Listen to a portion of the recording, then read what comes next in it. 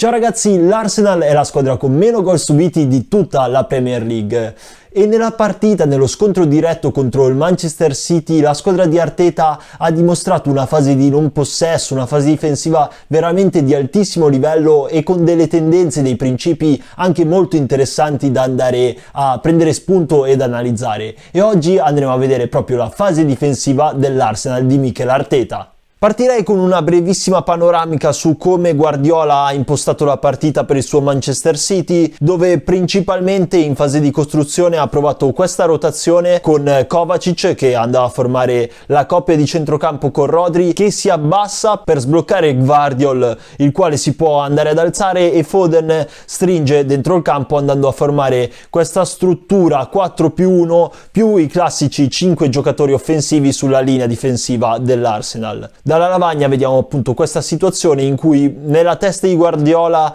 l'obiettivo era quello di creare una superiorità numerica da sfruttare proprio con Gvardiol e Foden contro Ben White appunto sulla catena laterale. Dall'altra parte l'Arsenal, che ha un sistema di gioco di base che è un 4-3-3, si va a trasformare nella fase di non possesso in un classico 4-4-2 che però è abbastanza asimmetrico, con Saka che si orienta principalmente su Kovacic che diventa il difensore laterale del Manchester City, Odegaard e Kai Havertz sugli altri due difensori, mentre Gabriel Jesus ha il compito di seguire Akanji sulla sinistra. Davvero molto importante la coordinazione dei due centrocampisti, Declan Rice e Jorginho che deve rimanere a schermare sfruttando anche le sue caratteristiche, e infatti il giocatore italiano, come sappiamo, è molto abile nello schermare, nel gestire la zona davanti alla difesa, mentre Rice ha il compito maggiormente di andare a pressare in avanti. Questo a livello di struttura, come vediamo ancora dalla lavagna, fa sì che Jorginho possa andare a pareggiare numericamente Foden e Gvardiol, aggiungendosi appunto a Ben White e andando a coprire quella situazione di squilibrio, mentre i due difensori centrali devono essere bravi a gestire De Bruyne e Haaland, mentre sulla sinistra appunto è sempre Gabriel Jesus assieme a Kivior a gestire quel 2 contro 2. E subito da questa situazione possiamo notare una cosa particolare nell'Arsenal, che secondo me è il suo principale punto di forza nella fase difensiva, che è un atteggiamento intermedio sull'andare riferimento a uomo, sul gestire la zona. Alcuni giocatori, anche quando il pallone è vicino, rimangono lontani dal riferimento per schermare e non permettere giocate verticali, altri invece sono molto più vicini all'avversario proprio per non fargli ricevere il pallone, e questo mix di posizionamenti e di tipologie di marcatura non permette a una squadra che sappiamo fare della costruzione il suo punto di forza come il Manchester City di trovare il giocatore libero che possa creare superiorità perché è smarcato rispetto al proprio riferimento, perché magari appunto lo sta gestendo da più lontano, e può comunque avere anche difficoltà invece a trovare un giocatore totalmente libero che possa condurre il pallone per arrivare poi a sviluppare nella metà campo avversaria. Arteta secondo me in questo è stato veramente superlativo, ed è questo il segreto della fase di non possesso dell'Arsenal, quello di rimanere con alcuni giocatori in posizioni intermedie e con altri invece di rimanere molto più legati al riferimento. Per passare meglio il concetto ho preparato questa immagine in cui il giocatore del Manchester City ha evidentemente la postura per passare il pallone al riferimento del numero 8 dell'Arsenal, il quale però è ancora molto lontano, quindi non è una breve distanza per riuscire ad arrivare assieme al pallone sul giocatore, ma preferisce prima schermare la giocata e rimanere in diagonale con Havertz per poi uscire durante la trasmissione del pallone. Paradossalmente Saka, che è più lontano dal possessore di palla, è più vicino al suo riferimento che è Kovacic e comunque sta accorciando ancora le distanze. Questo significa che per il Manchester City trovare un giocatore libero che riesca ad eludere la pressione, a creare superiorità numerica con il suo movimento, quindi magari andando alle spalle in questo caso di Odegaard, è impossibile, proprio perché il numero 8 è in un posizionamento più vicino a una marcatura zona rispetto che a uomo, mentre come vedete gli altri giocatori dell'Arsenal sono tutti indirizzati sul proprio riferimento. Questa situazione invece riguardante la prima frazione di gioco dimostra evidentemente un atteggiamento più conservativo, con con i soli Odegaard e Havertz a gestire la struttura 3+1 del Manchester City, ma poi immediatamente dopo un paio di trasmissioni del pallone Saka accorcia le distanze in maniera intensa su Kovacic, idem per Rice su Rodri e poi tutti gli altri giocatori accoppiati, in particolare White sulla destra con Gvardiol, Jorginho su Foden, come abbiamo visto prima sulla lavagna per gestire gli accoppiamenti, e Saliba, il difensore centrale, che rompe su De Bruyne. Quindi i tempi per la gestione delle posizioni intermedie e poi invece un atteggiamento più aggressivo sono veramente perfetti nella squadra di Arteta. Altra tendenza veramente molto efficace nella fase di non possesso dell'Arsenal è la struttura posizionale quando il pallone si trova in zona esterna. Infatti una volta che i Gunners riescono a orientare la pressione verso un lato del campo, allora tutta la squadra stringe da quella parte, ma non solo, porta veramente anche più giocatori rispetto agli avversari per cercare di oscurare e di bloccare tutte le linee di passaggio e cercando di non far giocare in ampiezza dalla parte opposta. Nel secondo tempo, dove sul lato forte ci sono 6 giocatori dell'Arsenal e 5 del Manchester City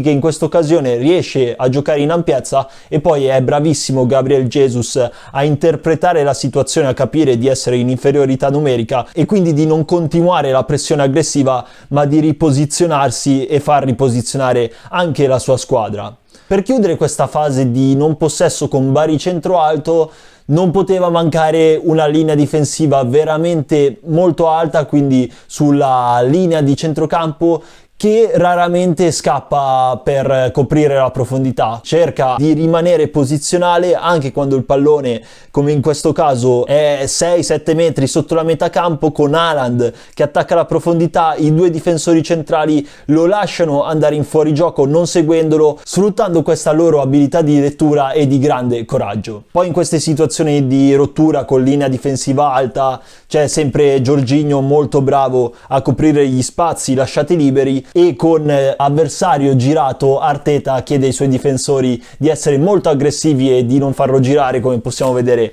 in questa situazione con Gabriel su De Bruyne.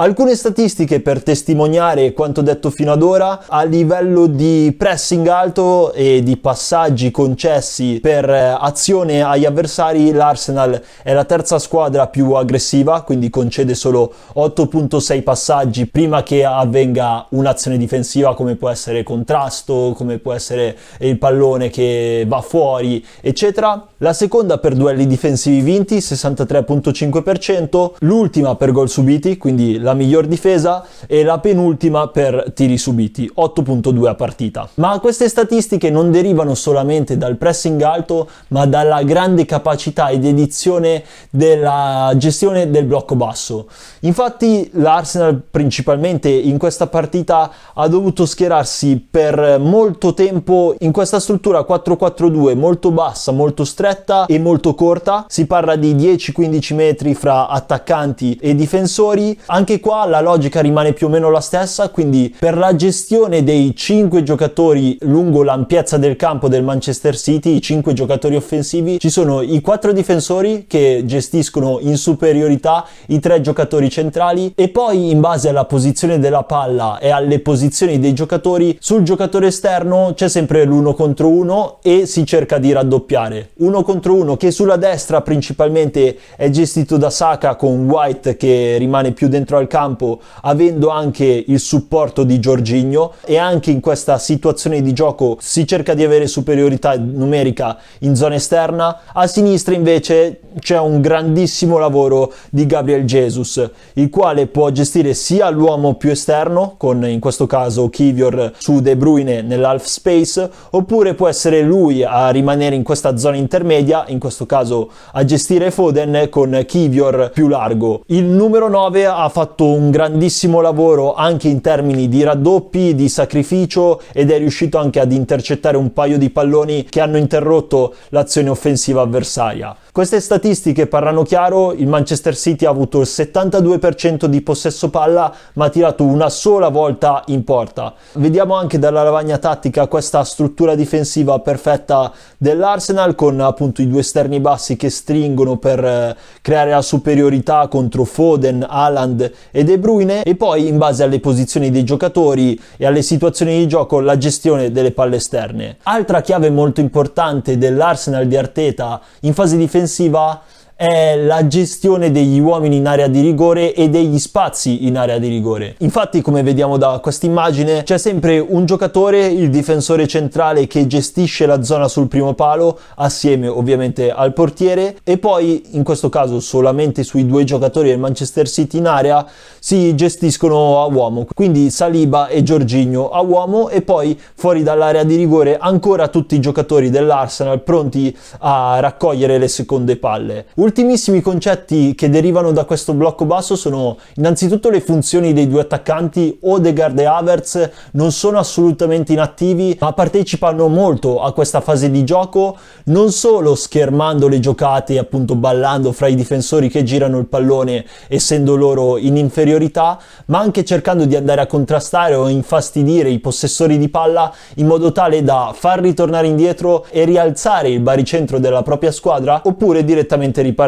Infine, un aspetto assolutamente non trascurabile è quello emotivo. Infatti l'Arsenal negli ultimi 20-25 minuti ha subito qualche situazione pericolosa in più, ma veramente i giocatori si vedevano molto convinti a non voler subire gol, ad aver voglia di non perdere questa partita che effettivamente è di grandissima importanza per il campionato, e a cercare in tutti i modi di contrastare, di non commettere errori e restare sempre con la soglia dell'attenzione altissima di tutti i giocatori, dai difensori agli attaccanti. Bene ragazzi, questa era la mia analisi sulla fase di non possesso dell'Arsenal di Arteta. Fatemi sapere voi cosa ne pensate di questa squadra e secondo voi chi vincerà la Premier League, se loro, il Manchester City o il Liverpool.